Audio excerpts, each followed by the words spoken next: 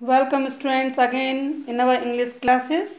और आज मैं आप लोगों को class 11th lesson 1 my struggle for education पढ़ा रही हूँ। और इसके राइटर हैं ब्रूकर टी वॉशिंगटन, जो कि एक नीग्रो थे। और इस पाठ में आप लोगों को मैं सर्वप्रथम आपको संक्षिप्त सार के रूप में पढ़ाऊँगी स्टेप बाय स्टेप। और इसके अगला जो टेक्स्ट के रूप में पाठ है आपको नेक्स्ट वीडियो में मिलेगा, तो चैनल को सब्सक्राइब जरूर कर लें। इंट्रोडक्शन देखिए बच्चों। Brooker T Washington was a poor Negro boy of America. Brooker T Washington America के बहुत ही गरीब एक नीग्रो बच्चे थे। नीग्रो मतलब अश्वेत। इन हिज अर्ली लाइफ, अपने प्रारंभिक जीवन में, he had to struggle hard, उनको बहुत कठिन परिश्रम करना पड़ा। फॉर हिज एजुकेशन, अपनी शिक्षा के लिए। व्हेन ही ग्रू अप, जब वह बड़े हो गए, ग्रू अप बड़े हो गए, ही बिकेम अ रिफॉर्मर, वह एक समाज सुधारक बन गए। And leader to American Negroes, और जो अमेरिका के अश्वेत व्यक्ति हैं उनके वो नेता बन गए। Here he tells us how he got admission to the Hampton Normal and Agricultural Institute. इस पाठ में वो है बताते हैं कि किस प्रकार से उन्होंने एडमिशन पाया हैम्पटन नॉर्मल एग्रीकल्चर इंस्टीट्यूट में। चलते हैं नंबर 2 पैराग्राफ पे। The author hears about a good school. This is the concept कि ऑथर को एक बहुत ही अच्छे स्कूल के बारे में पता चलता है। तो the author was a Negro, जैसे पहले बता चुकी हूँ कि ही वॉज अ नीग्रो मतलब अश्वेत व्यक्ति थे। ही work in a coal mine, वह एक कोयले की खान में काम करते थे। One day 2 miners were talking about a great school for coloured people. एक दिन 2 खनिक वर टॉकिंग बात कर रहे थे एक बहुत ही अच्छे स्कूल के बारे में, फॉर कलर्ड पीपल, जो कि कलर्ड पीपल्स के लिए था। कलर्ड पीपल को निग्रो भी कहते हैं। और ही हर्ड देम, उन्होंने उनको सुना। This school was very much better than the little school of their own, और उन्होंने ये सुना कि ये स्कूल वॉज मच बेटर, बहुत ही अच्छा था, काफ़ी अच्छा था। Then little school of their town, उनके जो कस्बे में स्कूल था उससे काफ़ी अधिक अच्छा था। फिर क्या है, थर्ड स्टेप चलती है अट्रैक्शन फॉर द स्कूल। उनकी अट्रैक्शन, उनका आकर्षण बढ़ गया। He was highly attracted by the description of the school, वह अत्यधिक आकर्षित हो गए। अट्रैक्टेड, आकर्षित, डिस्क्रिप्शन ऑफ द स्कूल, क्या, स्कूल के वर्णन से। It was at the Hampton normal and agriculture institute in Virginia. तो ये क्या था, ये वर्जीनिया में Hampton normal and agriculture institute इस स्कूल का नाम था। He made up his mind, उन्होंने दृढ़ निश्चय कर लिया। मेड अप हिज माइंड होता है टू दृढ़ निश्चय कर लेना, टू गो देयर, वहाँ पर जाने का। दिस वॉज हिज एम्बिशन, और यह उनकी क्या थी, उनकी एम्बिशन थी, महत्वाकांक्षा। ही वॉज मच एक्साइटेड, वह अत्यधिक उत्तेजित थे। एंड थॉट, सोचा, of it at every time, हर समय इसके बारे में ही वो सोचते थे। Now again step starts on his journey. फिर राइटर अपनी जर्नी स्टार्ट करते हैं, कैसे देखें। He decide to try in the autumn of 1872। तो बच्चों ये घटना है 1872 के पतझड़ की। तो उन्होंने निश्चय कर लिया वहाँ जाने का। हिज मदर थॉट, उनकी मम्मी ने सोचा, that he would win nothing, कि उन्हें कुछ नहीं मिलेगा। सी एग्रीड अ हाफ हार्टली, लेकिन वह बड़ा अधमने मन से उन्होंने उनको स्वीकृति दे दी, वो तैयार हो गई, एग्री तैयार हो गई। He had very little money, उनके पास बहुत कम पैसा था। दो his brother John help him with money, यद्यपि उनका भाई का जिक्र आया, भाई का नाम क्या था, जॉन, उन्होंने भी उनकी सहायता की पैसे देकर। बट लेकिन it was not a great deal to him, लेकिन यह उनके लिए पर्याप्त नहीं था। एट लास्ट, अंत में, ही स्टार्टेड फॉर हैम्पटन, वह हैम्पटन के लिए रवाना हो गए। He had a few clothes in her bag, और चूंकि वो गरीब थे तो उनके पास पहले बहुत ही थोड़े ही कपड़े थे। His mother was very ill and weak, उनकी माँ बहुत ज़्यादा इल, बीमार थी, वीक, कमजोर थी। बट लेकिन she was brave at the parting, लेकिन वो उन्होंने विदाई के समय, विदाई के समय, लेकिन उन्होंने बहुत ही वीरता या बहादुरी का ही प्रदर्शन किया।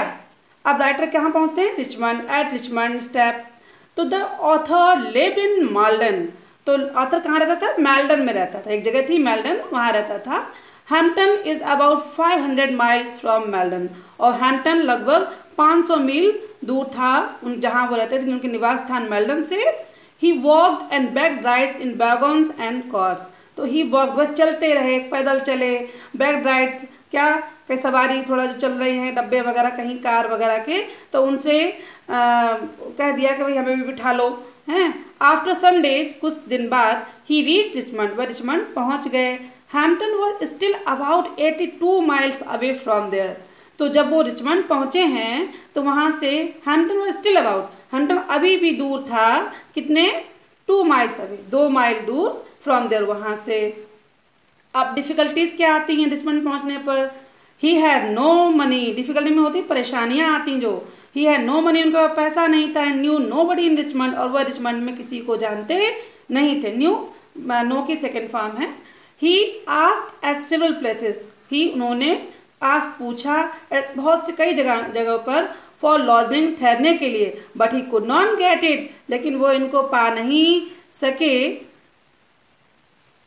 विदाउट मनी, तो वो इसको विदाउट मनी पा ना सके ठहरने का स्थान। सो ही वॉक द स्ट्रीट, इसलिए वो गलियों में चलते रहे, टहलते रहे। He was very tired after midnight, और वह अत्यधिक टायर्ड, थक गए, मिडनाइट, मध्यरात्रि के पश्चात। He had no strength at all, उनके पास बिल्कुल भी शक्ति नहीं थी। Eight one place he saw that there was some room under the sidewalk, तो उन्होंने क्या देखा कि एक जगह पर कुछ जगह, रूम मीन्स यहाँ कमरा नहीं, जगह है, अंडर द साइड वॉक, पगडंडी के पास। ही क्रेप्ट अंडर इट, वह इसके नीचे धीरे से चले गए, या धीरे रेंगते हुए चले गए। एंड ले ऑन द ग्राउंड, और जमीन पर ही लेट गए। He use his bag as a pillow, और उन्होंने अपने बैग को पिलो की तरह, पिलो मतलब तकिया की तरह प्रयोग किया। उनके पास चूंकि पैसा नहीं था तो उन्होंने क्या किया, वर्क एज अ लेबरर, उन्होंने एक श्रमिक के भांति कार्य किया। Next morning he saw that he was near a large ship, तो दूसरी सुबह उन्होंने देखा कि वह एक बहुत ही विशाल बड़े जहाज के पास थे। They were unloading pig iron, वह कच्चे लोहे को उतार रहे थे। The captain on his request allowed him to do work, तो कैप्टन जो जहाज का कप्तान था, उनके आग्रह पर उन्होंने उनको अलाउ, परमिट कर दिया, मतलब परमिशन दे दी टू वर्क, कार्य करने की। ही एट ब्रेकफास्ट, उसने अपना नाश्ता किया, with the money he earn, जो उसने पैसा कमाया। The captain was please with his work, captain जो था उनके कार्य से बहुत अधिक खुश हुआ। He allowed the author to work every day, तो उसने राइटर को डेली कार्य करने के लिए अलाउ कर दिया। He work for a few days, उन्होंने कई दिन कार्य किया। He slept under the sidewalk, और वो साइड वॉक के नीचे ही सोते रहे। फिर क्या, reached Hampton, at last writer की विश पूरी होती है और हैम्पटन पहुंचे। He save through money, enough money to reach Hampton, उन्होंने हैम्पटन पहुंचने के लिए पर्याप्त पैसा इकट्ठा कर लिया था, बचा लिया था। ही स्टार्टेड अगेन, वह दोबारा निकल पड़े। ही रीच्ड हैम्पटन, हैम्पटन पहुंचे। ही हैड ओनली 50 सेंट्स, अब तब उनके पास कितने पैसे थे, केवल 50 सेंट्स थे। He was happy to see the school building, बोले वह स्कूल की इमारत को देखते ही बड़ा खुश हो गए। फिर मिलते हैं द हेड टीचर से। He went to the head teacher to get admission, तो वह हेड टीचर के पास गए हैं, जो प्रधानाध्यापिका, टू गेट एडमिशन, प्रवेश पाने के लिए। But he could not impress her, लेकिन वो उनको प्रभावित नहीं कर सके।